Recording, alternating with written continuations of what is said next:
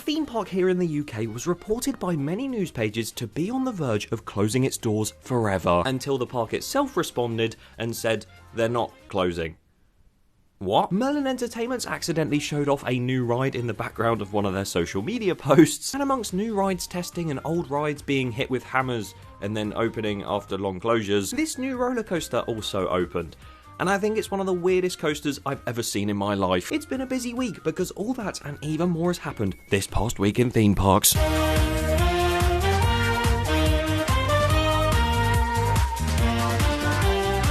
Welcome back to another episode of this series, specifically the final episode of the series in this room. You thought it was the final episode forever, didn't you? This past week in theme parks never ends, and we will continue to look at all the news worldwide at theme parks every single week. But this week specifically has been a busy one, so be sure you'll watch till the end so you don't miss anything, and be sure to subscribe to the channel as well if you haven't already. We are so close to 150,000 subscribers now, so any support towards that goal would be massively appreciated. But either way, for one final time in this room, in this humble abode, let's begin this jam-packed episode, and there's only one way we can get through all of this news super quickly, with the quickfire news segment. Here we go! And while we are landing into the USA to begin, because there's some exciting stuff happening over there. Barracuda strike at SeaWorld in Texas. The brand new Junior B&M invert has begun testing, and as you can see, it looks rather nice. Just ignore the fact that this family coaster has a height of 90 feet. Some of our thrill coasters in the UK don't even reach that height. Also in the SeaWorld park chain, we have Busch Gardens Williamsburg, who have released a brand new advert for the all-new Bolton Forbidden Turn, opening in spring, and it's all done with AI. Once again showing that it's the laziest way to market anything new at a theme park. But a park that did make a proper advert and not use AI was Universal Studios Hollywood with the brand new Hollywood Drift advert. Look how cool this advert is, it's so cool. Do I want to say the word cool anymore? Obviously a lot of it is done with CGI and not just off-ride footage, but it still gives a really good insight into what it will be like to ride that coaster. And I mean, when it comes to the new coaster coming to Florida, Hollywood Drift, they could just reuse this advert, it's the same thing, innit? Legoland in Florida as well, they made an announcement trailer for their brand new Galactic coaster. It was a really cool trailer actually, and they did announce that that ride will be opening at the Florida park on the 27th of February. In EPCOT at Walt Disney World, god there's so many things in Florida this week, the brand new Frozen Ever After animatronics do debut tomorrow. If you're watching this on the day it releases on the 11th. If not, then it's open! Good to see them get that done so quickly, and good to see Busch Gardens Tampa Bay get one of their rides to reopen a lot more slowly, because Cheetah Hunt, their intimate multi-launch roller coaster, has been closed for quite some time now. It was spotted testing a few days ago, and of course now it's open, where supposedly on its reopening day there were staff members banging away on the ride in the morning, and then at 4 PM there was a mad dash from all directions when the news spread it had reopened. Could have worded the start of that a little bit better, but nice to see that Busch Gardens are actually committed to keeping that ride in place and open. Meanwhile, Glenwood Caverns Adventure Park in Colorado has filed for bankruptcy.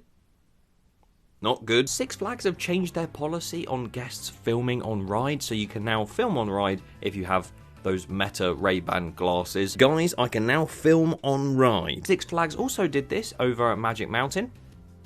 Yep, that's a bunch of goats running underneath a roller coaster. Quite wholesome, but very random. And Tormentor Rampaging Run, of course we've got to talk about it. Over at Six Flags over Texas has had its vertical loop installed. One of the biggest vertical loops we've ever seen, and it is on the biggest dive coaster we've ever seen. Good to see that they topped off that vertical loop with ease, because supposedly the last time that they built a B&M dive coaster with a vertical loop, this happened when they tried to top off the loop. I'm glad that wasn't the case this time. As we head over to Asia now, where we have three very different stories. Where first of all, in India, a flat ride at a funfair known as the Swinging Tsunami Ride actually collapsed. We see this happen way too many times at fun fairs in that sort of region of the world. And obviously I'm not going to show you the footage of it collapsing because it is horrendous imagery, but you can tell when it's running even before it collapses that this thing just doesn't look safe. And sadly it has injured at least 12 people and killed one person. In less morbid news, in Thailand, it seems like the country itself and even the government want to host the first Disney park in Southeast Asia to boost Thailand's tourism, and it's been a big talk at the moment, and they seem willing to put all the funds towards it, but apparently according to local politics and all that, the project does remain uncertain, although it could happen one day. We'd be intrigued to see a new Disney park open up in that part of the world. And talking of opening new things,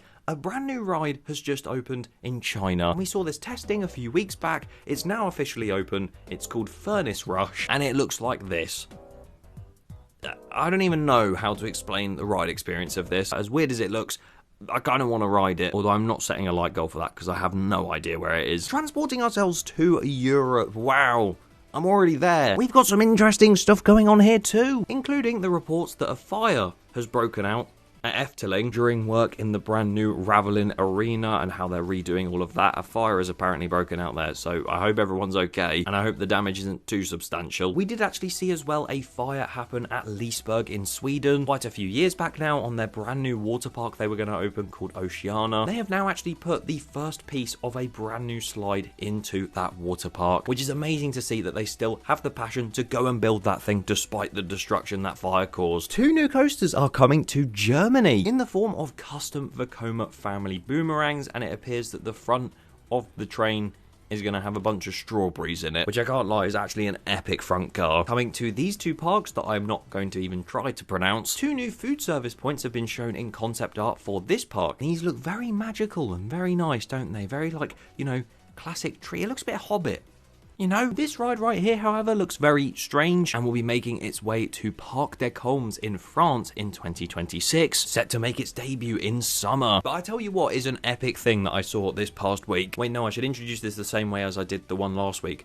I went on the internet and I found this.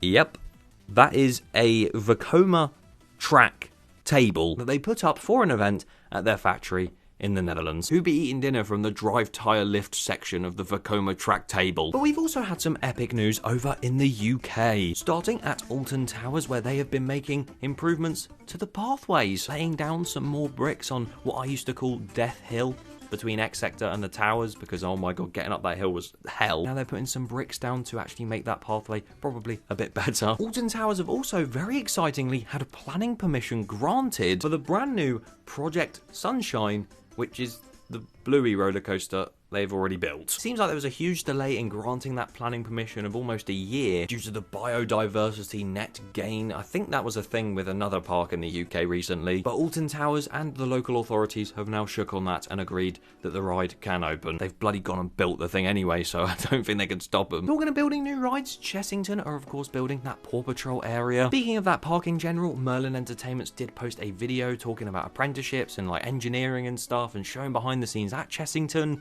Oh, what's that big red bus in the background? That is, of course, Marshall's Fire Truck Rescue coming to the Paw Patrol area that is just the reskinned version of Jungle Bus. And to be fair, in the background of that, it does look quite nice. But you just saw there's a logo for that Marshall Fire Truck Rescue, and there's also logos for everything else. Zuma's Hovercraft Adventure right there, nice little logo there. Sky's Helicopter Heroes, that's also quite a nice logo, I guess. Chase's Mountain Mission, as you can see, looks a bit icy, because you know they're going to be traversing Everest. I know there's a character in the show called Everest, I just find it funny. We also have Rubble and Rocky's Play Zone. Interesting, didn't even know that was a thing. As I didn't even know that the brand new area coming to Paultons Park would have a play area as well called the Orchard, and that looks really nice. The whole of that area has really come to life recently. There's some concept art, 2 real life images right here, and damn, I just can't wait to get in that area and actually ride Drakon and just see the whole thing. It's going to be amazing, because I'm making it my goal to try and visit all the smaller theme parks here in the UK, and many of them do actually have new rides coming, including Lightwater Valley, because they showed us a tease of a brand new roller coaster opening at the park. And the weird thing is,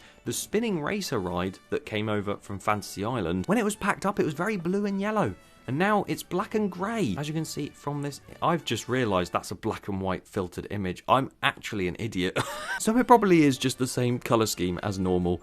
I can't believe I didn't even see that. Nice to see that new ride there anyway. And next up, we have two very big stories, both of which are quite serious stories. And first, we're going to talk about the ride access pass situation at Merlin. Because if you didn't see it last week, I did explain quite thoroughly that the ride access pass system in the UK for Merlin theme parks will be changing, meaning that those with the difficulty with crowd symbol on their Nimbus card will no longer be able to get a wrap card. And if you saw my comment on the previous week's episode, I was actually going to reach out to Merlin and try and get a statement of some kind to sort of give you guys more information, but they kind of just released a statement anyway. And the main premise of this statement, I won't read the whole thing because it's bloody long, is that they have now said this is going to be a trial period throughout February half term. Now in my mind, obviously I am not Merlin, so I don't know this for certain. I just think that is a pure backtrack, like they've gone, oh, we've made a lot of people unhappy, let's just say it's a trial.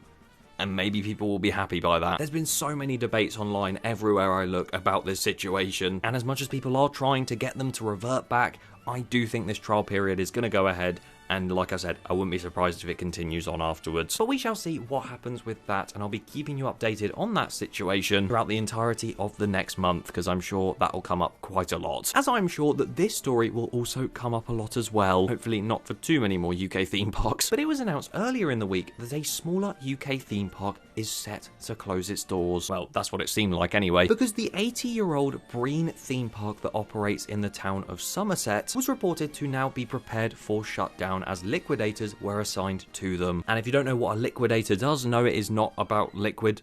It's actually a person. They are someone who starts and runs the liquidation process, and the liquidation process is the formal legal way of closing down a company. So obviously seeing that liquidators were assigned to Brean theme park and that they're going to go into that liquidation process, it pretty much said Brean theme park is going to close, and everywhere was reporting about it. The news got out there. It was really, really sad to see. I literally visited there for the first time last year, and as much as it's not the best theme park in the world, it had such a nice charm to it. I don't know what it was about it, but it was just such a fun park, and it had some really, really cool coasters, and seeing that it was going into the liquidation process and it could be closing was really upsetting. But lo and behold, Brean theme park announced that they won't be closing and stated, "We are working hard behind the scenes and will reopen for the 2026 summer season from Easter. Although the group structure has changed, our loyal visitors will still enjoy the same park, the same team, and the same great day out. They're not owned by Unity Holidays. We operate as a fully independent business, lease land from them, and we'll look forward to continuing to work together. Preparations are underway and we can't wait to welcome you back very soon." And they basically said to keep an eye on their social media and website to sort of see what's going on there, which is a big relief, because when I first saw those news reports, like many of you I'm sure, I was really upset that we were losing yet another theme park in the UK. I mean, we've been losing coasters and theme parks for years now, but to lose an entire theme park, just no. Let's not have that. And now Brean have said that they are going to reopen this year. Definitely will be going back just to support them, as I will loads of the smaller parks, which if you haven't seen my Q&A, which you should go and watch if you want, I am making it my goal to try and visit all of the smaller UK theme parks to just go around and support all of them, you know? Because they are some really good parks. Some of them are hidden gems, and we need to appreciate them whilst they're still with us. So yeah, at the start of this week, Brean was closing, and at the end of the week, it's not. Brean is here to stay. And if you want to stay around and watch all of my videos this year, because there's going to be so many different things happening and so many exciting things, then be sure you subscribe to the channel so you don't miss anything in the future. Because like I said, this is the final This Past Week in Theme Parks episode from this room here. Very sad times, but like I said, also very exciting times. See you next week!